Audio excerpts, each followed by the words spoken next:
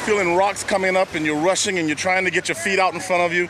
And that was the main thing I was trying to do, was to keep from getting my legs broken.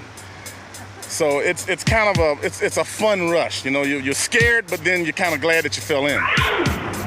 I wouldn't want to do it again. It's got flowing water. The water tends to flow around obstacles. The river will carry you through. Probably safer than driving to foot in. I think it's very dangerous. I think that's why a lot of people do it, because it's so dangerous. You know, a lot of people like the thrill of near death. Or You're likely to drown, I'm sure. Ask people, how dangerous is whitewater? You got a lot of different opinions. It looks like a lot of fun, but it's dangerous. It's more dangerous to drive coming over here, I think, than actually being on the river. I don't see this as really hazardous. I see myself as having some bruises. I mean, it's pretty safe, but, you know, with water, situation can get dangerous real quick. But if an accident occurs, someone's life may depend on your quick thinking. One thing everyone agrees on: water is hard to breathe. Eventually, if you paddle long enough on enough rivers, you're going to come across somebody in trouble. They may not be you, they may not be in your own group. But when it does happen, and it will, it's really good to know just how to deal with it. You're not a complete boater if you don't know how to help yourself, mainly, and then help others, what situations to avoid, and how to get out of them if you do get into them.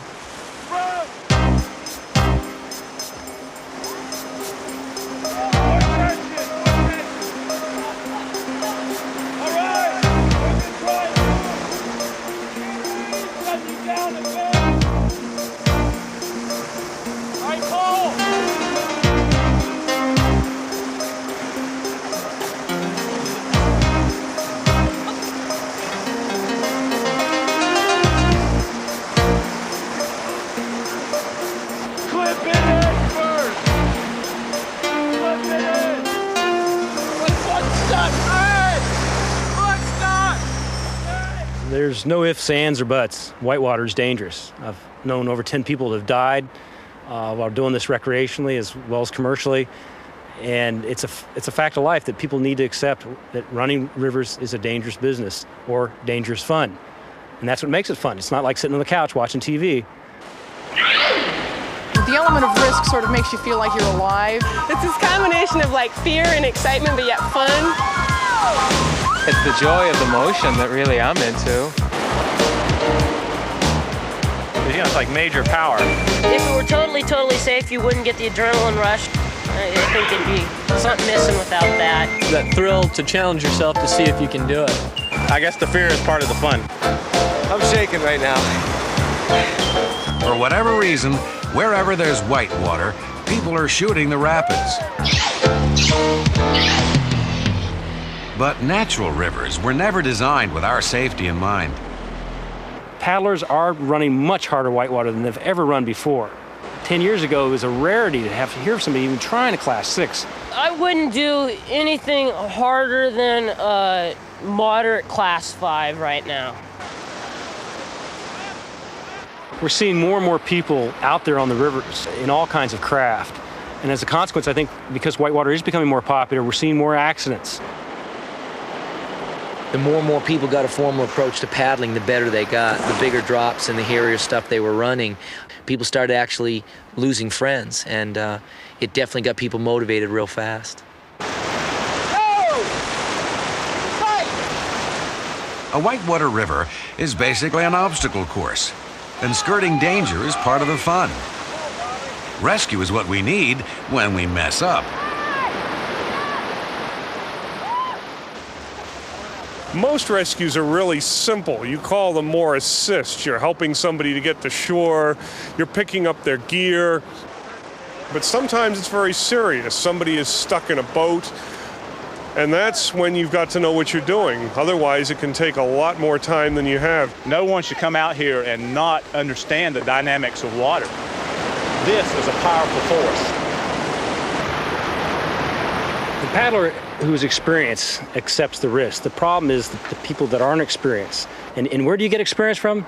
Usually from bad judgment. Potentially dangerous situations can pop up quite suddenly. The more we paddle, the better we can distinguish thrills from real danger. This ability to recognize a bad situation in the making is a prime ingredient of good rescue skills.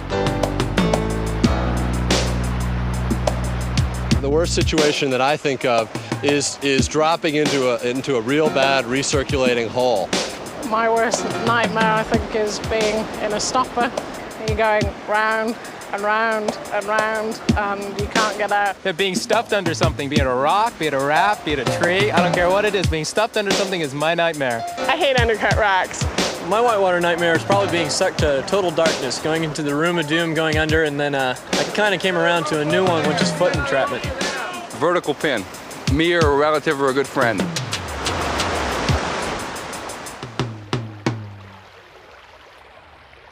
The idea is the ledge. You're trying to feel the currents, and you can see how it goes under and it forms a ledge. We're trying to instill that there's dangerous elements to a river, and they should be aware of those elements. It'll suck you right back in. Exit on this side, look for the smooth water, and out you go. We teach all of these kids, all the paddlers, self-rescue. Okay, either find the exit. Ultimately, when you're swimming a rapid because you've gotten flipped out of a raft or you're swimming out of your kayak, you're alone. And there is no disputing the fact that rescue attempts from the shore and any other number of ways are less effective than keeping yourself out of the problem in the first place or self-rescuing quickly in the second place. Good, that's it. Hips, lots of hip action. Can we go over there where a lot of those guys are surfing and pull into that eddy? On the left-hand side? Yeah, sure. But you want to make sure that whatever you do, your approach is on the side of the ledges so that your boat line isn't thrown off. If you get over there, punch the holes and just stay on line. Let's go, guys. When you're on line and you're using the proper strokes to keep your boat on line, you're eliminating a lot of the hazards that you'd normally come across. So from the very beginning with the youngest paddlers, we stress being able to put your boat where you want it. The way I generally avoid trouble is that I try to assess my skills and then go out and run things that are some degree lower than my skills, so I have a margin right there. You get hammered on the pillow, you flush down, you get hammered in Volkswagen Rock, and then you... Yeah, and then you roll up and you have a big grin. What you do is you just try to stay out of the big stuff and stay away from the pillow. The more serious the consequences of making a mistake, the more sure I want to be that I'm going to be under control the whole way down. But as skills increase, we challenge ourselves with tougher runs. Avoiding hazards, our offensive strategy, sometimes fails, and we turn to our first line of defense. Rescuing ourselves. Trouble is, if we're swimming, we're in greater danger because our ability to avoid hazards is diminished. I prefer not to paddle things that I'm not comfortable swimming because there's always the chance that I'm going to make a mistake or something really unusual. An accident will occur and that you'll wind up having to swim something that you were just about to paddle. And if you can't survive that by swimming it, then, well, you're in a lot of trouble. You're much safer in that boat than you are in the water. But a swimmer is not helpless. Hazards such as undercut rocks or strainers can be skirted. Safe eddies can be reached, all by learning when to float and when to swim aggressively. Heads up, strainer! Get left! Get left! A strainer is any object in the water which allows the full force of the current to go through it, but not allow you, your body, or the craft that you happen to be in to go through. It's a bad little spot. Strainers kill more people in any other single situation that we run into in the river. Strainers, debris piles, anything that water will go through and people won't. Come on, Michelle. Step on it. Come on. Hit it high. Come on. Yeah. There you go, Michelle. Push. Come on. It's amazing how much force is on that compared to the surface current. If you don't get your whole body up over it, I got snagged up on my leg. And it would be very easy to get stuck. Hands-on training with lots of backup is the best way to learn how to self-rescue from a strainer. Too much water pressure. You can't get it once you get stuck on the strainer. You can't get back over. And self-rescue, of all rescues, is the most likely to be successful. The victim, after all, is closest to the scene and has the most at stake. 8,000 people a year break their necks diving into water. They don't know how deep it is. But remember, it's head up, take the water on the chest. Whether we are rescuing ourselves or trying to reach someone else, feeling comfortable in moving water is an asset. There are many ways to move around on the river, and all entail some risk. We're trying hard to have our rescuers not become victims, okay? So know the limits of wading and know that you can just as quickly become foot and trap as the victim was stuck out there. Wading rescues definitely have an upper limit because you're physically putting yourself as rescuers in the same environment that is endangering your boating friend. Right about there is where the fun really begins, when you've got somebody and you've got to move them in, okay? However, those limits can be raised by just a few techniques, by people wading together, wading and looking at the river like a boater, wading from eddy to eddy. It's a good way to move across fast-moving river, but not too fast. And I knew sometime we were going to have to get out and walk in water, but how? And this is how. I think that the new philosophy that you hear about in river rescue is more a move away from some of the complex rope skills that were taught during the early days. Those techniques worked, but they took a tremendous amount of time and a tremendous amount of equipment to set up. Now what we're doing is more real-life stuff based on the experience that all of us have had doing rescues. We teach people how to swim effectively in rapids, how to wade, how to move from rock to rock. We show them how to get out to where somebody is hurt and how to apply direct muscle power to get them loose. And we teach simple rope skills, things that can be set up fast.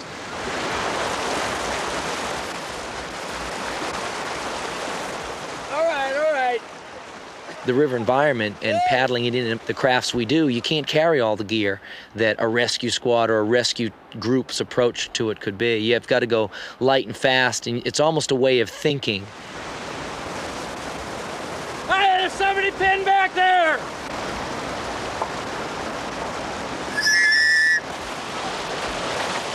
It's incredibly important to get people to realize that a throw rope for either themselves or the rescue of others is probably the single most important piece of equipment they can carry.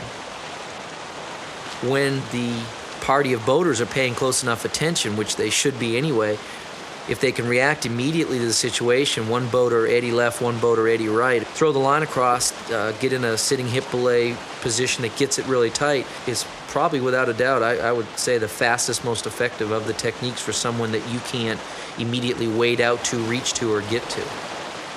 Making the most of simple equipment that all boaters should carry has become a theme in river rescue. The first part of a belay is friction, so we put it around our body like it's a big turnstile. New fast techniques such as the stabilization line and the snag line use a minimum of equipment but rely more on the knowledge and skill of the rescuers. Out of all the techniques, the stabilization line is probably my favorite for just sheer simplicity and speed. And bend forward from the waist. Everybody, here the line's tight. Now, lean back as a unit and try to take my body weight. You're gonna have to hold it for as long as it takes. Don't pull here, pull up there. You've got to be moving all the time before it all lines up just right. Then you've got to tighten it up. A stabilization line is going to do exactly what you would do if you could stand out in the river and help lift the head or lift the victim up.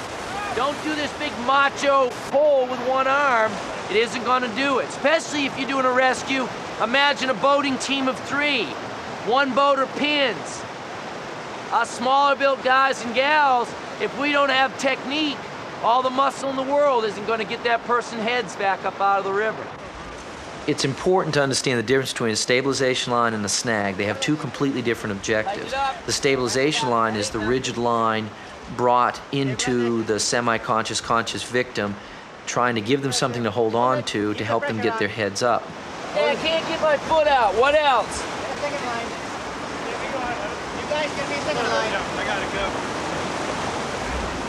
The snag line, however, has a different objective. Its objective is not to stabilize the situation at all. Its objective is to snag or hook against the body and pull upriver and get the victim free. You can't do that in the river. The river won't let it go under unless it's tight. So the line starts out snagging against the body, and then the angle is moved way upriver. And when pulled on dramatically, it pulls the victim free. So the stabilization line is held out across the river like a railing or something to be pulled on and hold your head up. And the snag line is put underwater and pulled upriver, snagging or dragging the bottom of the river to pull the victim free. It's working, he said.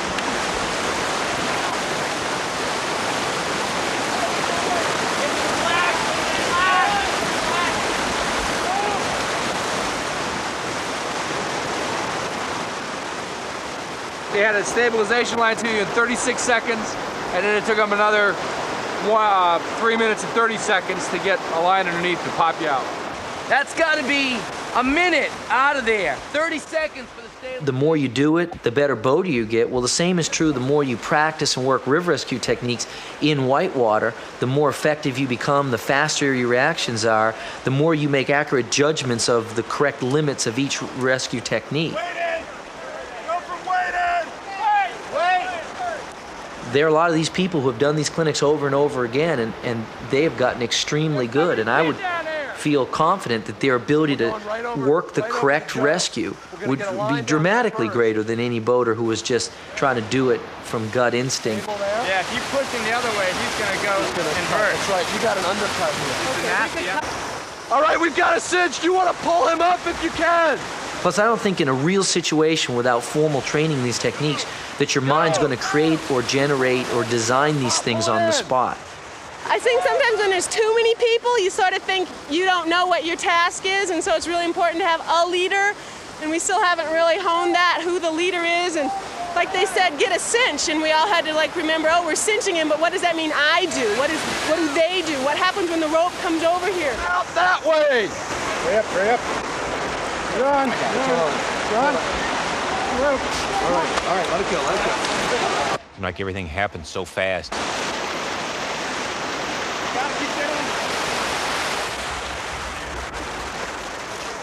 We got him. It's completely different, because when you read it in the book, you're thinking how easy it is to set everything up, and even something simple like hooking a rope to another rope becomes so confusing.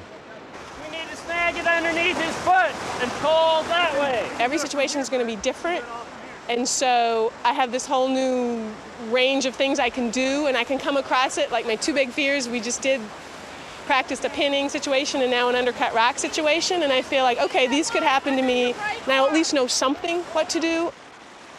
You know, I mean, even thinking about it now makes my heart kind of go like this. It's a real scary thought. Getting into a situation like the kinds of things that we're practicing today and not being able to do anything about it. Start bringing back small coils, running along the bank, trying to chase after this guy. As soon as I got enough rope back, I throw... Minimal rescue skills are critical, both from the proactive end and the reactive end. And by that I mean we need the rescue skills so that we can react when the situation develops. We also need the rescue skills, and we need to practice the rescue skills, because that's going to help us initially recognize things that are going to contribute to a potential accident. If we're a trained rescuer, we can look at something and recognize the hazard for what it is, the equipment, the boat, the situation on the river, and be proactive. In other words, we'll be able to avoid having to do a rescue there at all. Year by year, we see a third of the people that drown are people who are trying to rescue somebody else. They're very strong. They see you come floating out. What do you look like to them? You look like a raft, right? They're like, cool, here comes the raft. Yep, exactly. This is my ride home. And they have the strength, but you have the knowledge. And the knowledge is what's going to give you power. And the knowledge you need to know, most importantly, is that these people care about nothing else except this much of their body being out of the water.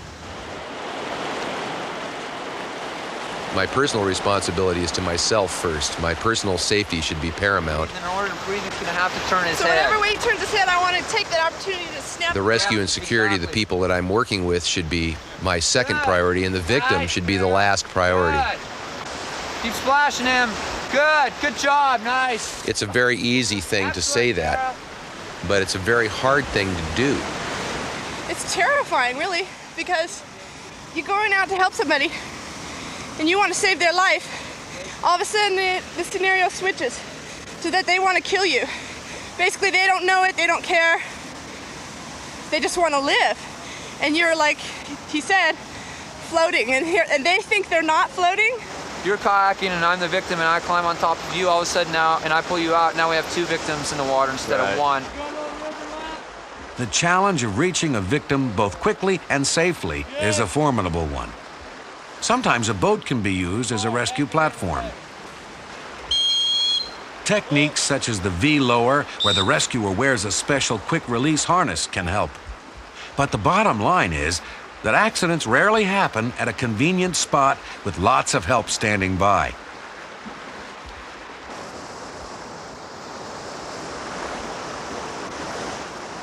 Paddlers always look at a rapids as if they were going to run that rapids. And when you have an entrapment or a serious accident, suddenly the river assumes a whole different character, that you just simply don't float by that big undercut rock. You now have to get out to it. You have to access it.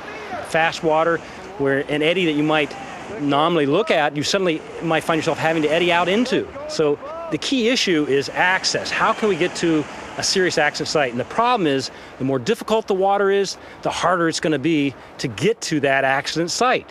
The harder the river is that you go on, the more the risk and the less chance there is that your friends can rescue you if you get into trouble. A lot of times you are on your own if you really mess up. You're really making a mistake if you come out here and expect somebody else to rescue you. I mean, you don't have the right to do that.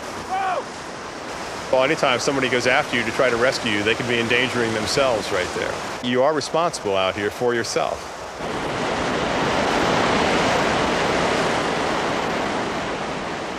The powers that are in the rivers are phenomenal. They make the rescue much, much more dynamic. When things are going well, that's great, but all of a sudden, when a boat pins or broaches, or all of a sudden you're engaged in the direct forces of the river, you can snap ropes, carabiners, a lot of your equipment. They go away in the clinic often with a powerful realization that the best techniques are difficult and sometimes not even possible, and maybe that's part of the whole lesson. If you've gotten yourself into a situation where you can't self-rescue or the river doesn't do it for you in a matter of moments, then you're at the very, very bottom of the percentages of people who are going to make it. I almost drowned twice. That's kind of like why I'm here, is because you can swim this and not drown, but if you panic, you will drown yourself. I'm learning to be on the other end of it, saving people who are panicked. Because I was saved. It's my turn. Go! 1, 2, 3, 4. The minimal level of skill that most parties going out on the river should have would include competent throw bag skills, a minimum swimming skill, an understanding about how to tow a distressed swimmer, an ability to immobilize a fracture in the water or immobilize a cervical spine injury in the water as a minimal life-saving skill, the ability to self-rescue out of a strainer or a debris pile, and the ability to set up a simple rope system in order to stabilize somebody who is either pinned vertically or pinned in their boat or has their foot trapped, and a minimal understanding of mechanical advantage so that the party can extricate a boat, a canoe or a kayak or a raft that becomes entrapped or wrapped. Those would be, to me, minimal rescue skills that every party should have. I got him. Okay, on the count of 3. Okay. 1, Just pulling 2, straight back. 3. Here we go. All these techniques really are only solving one aspect of rescue, which is extrication. Set them on the backboard. It'll be a little easier. After that, you've just started the tip of the iceberg for the whole aspect of packaging and patient care, or actual first aid, dealing with hypothermia or any other injuries or breaks. And then the whole aspect of transportation can be a huge challenge of itself. Start clearing away out of here so that we can get him up to the railroad track. They cured me. I'm healed. Successful rescues are going to be a mixture of not just the training they receive, but they're going to have to go out and practice this stuff. Because the half-life of this information, we think, is about 6 months. If you don't practice it on an ongoing basis, you're not going to remember it when you need to. Little smoother. Take it up just a little. Okay, take it up. It's yours. Let it go. What I'm seeing now is people are just beginning to realize that as you put your life jacket on to paddle, that you also put your rescue gear in the boat, that is a standard part of boating. And more importantly, you know how to use those things as part of your paddling repertoire. Even with the guy on the other side. You practice your Eskimo roll, practice your river rescue.